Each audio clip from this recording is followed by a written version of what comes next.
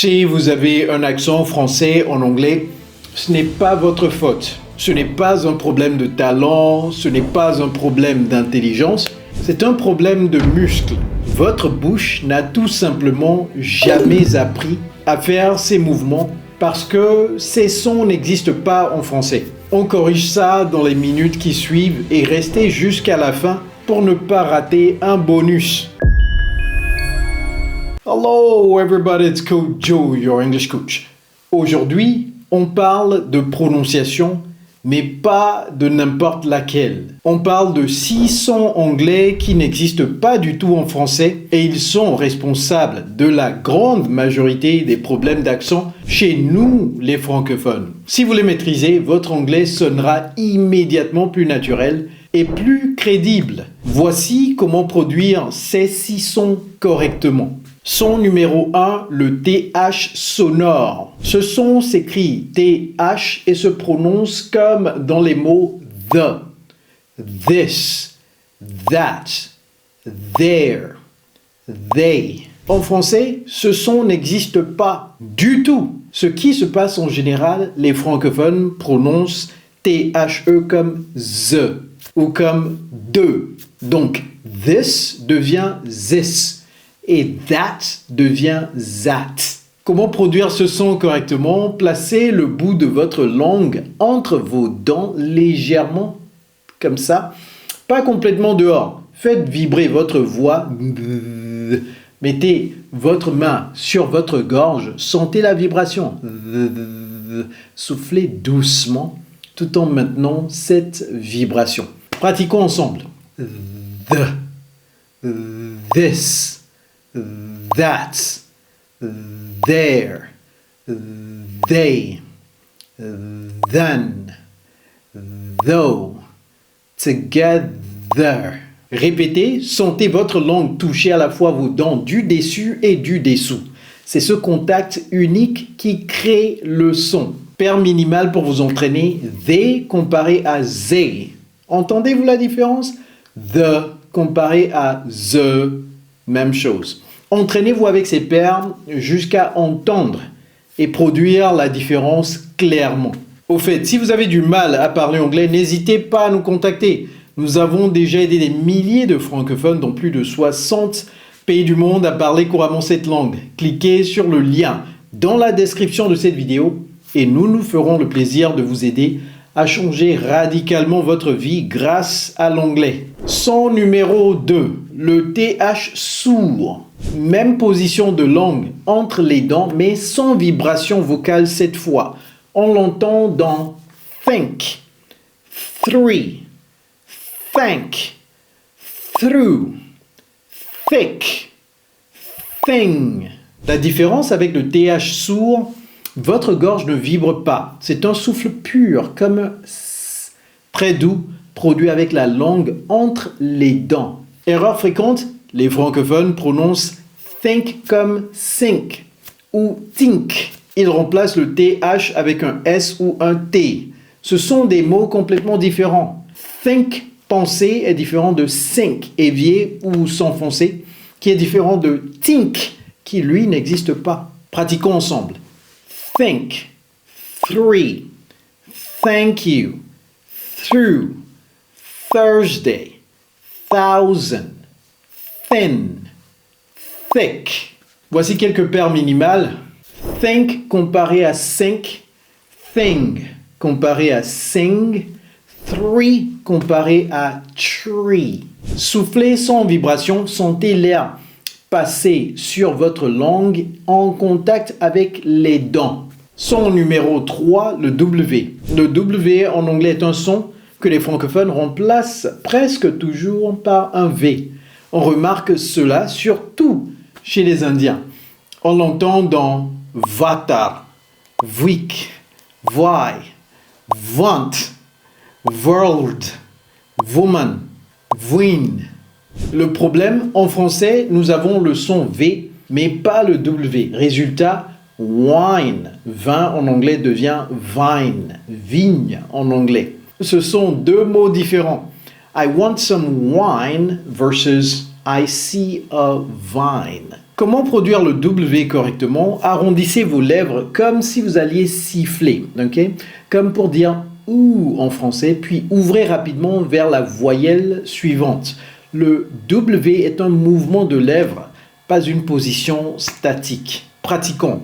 Water, week, want, world, why, window, woman, wonderful. Paire minimale, wine comparé à vine, wet comparé à vet, west comparé à vest. Avant de continuer, faites pause et dites-moi en commentaire lequel de ces sons vous pratiquez déjà. Je lis tous vos commentaires. Son numéro 4, le R américain. C'est probablement le son le plus difficile pour les francophones et le plus distinct de l'accent américain. Le R français est guttural. Il vient de la gorge, de l'arrière de la bouche. Exemple, remplacer. Le R américain, par contre, est rétroflexe. C'est-à-dire que la langue se courbe vers l'arrière du palais sans contact. On l'entend dans red, right, around, forget, world, butter, mother, better.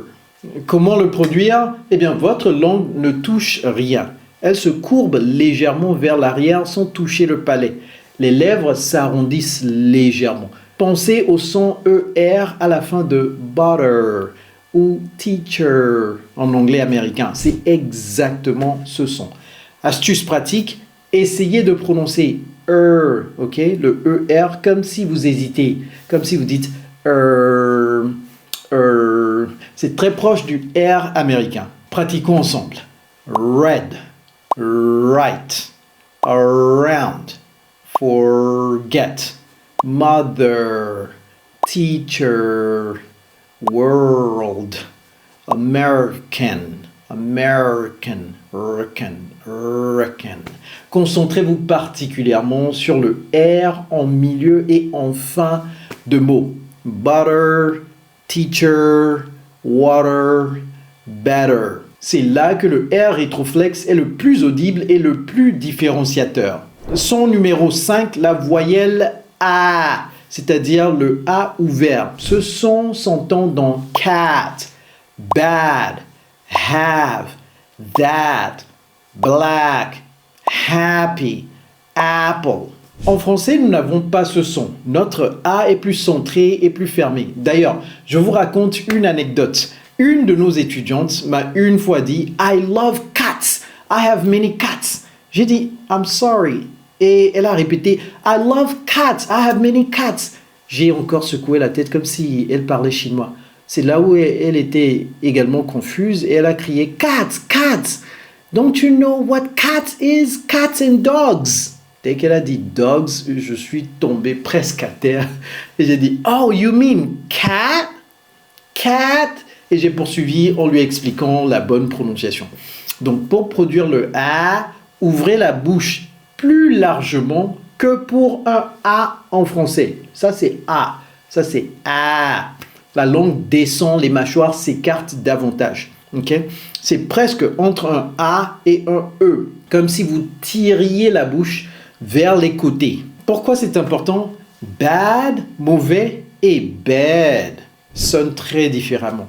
La voyelle fait toute la différence. Son numéro 6, la voyelle I, c'est-à-dire le I court. En anglais, il existe deux sons I très distincts. Le I long, tendu et fort, sit, feel, see, team, et le I court, relâché et vague, sit, feel, his, Jim. En français, on n'a qu'un seul son I. On a donc tendance à tout prononcer avec le I long. Résultat, sit. S'asseoir sonne comme sit, siège. Ce sont deux mots différents. Comment produire le I court? Ne tendez pas vos muscles, relâchez votre langue. C'est un son détendu, légèrement central, pas précis ni tendu. Ok?